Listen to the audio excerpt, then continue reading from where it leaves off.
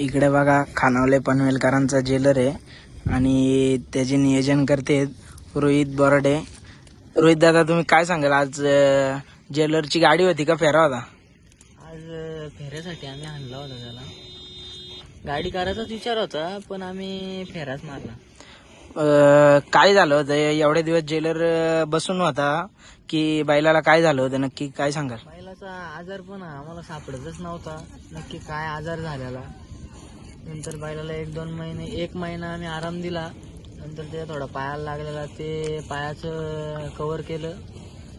त्यानंतर आज आम्ही बैल बऱ्याच दिवसांनी फेरायला काढला बाहेर. पण बैलांनी दाखवून दिलं का संपणाऱ्यातला मी नाही. मग याच्या पुढचं जेलरचं नियोजन काय असणार आहे? नियोजन असं असणार आहे का ज्याही आम्हाला पैर दिलं नाही त्यांना आमचा बैल उत्तर देणार 100%. आणि बैलामध्ये लय धमक आहे. 2 महिन्यात काढून बैल जेवढ्या स्पीडने पळतो तेवढ्या स्पीडने आज पळाला.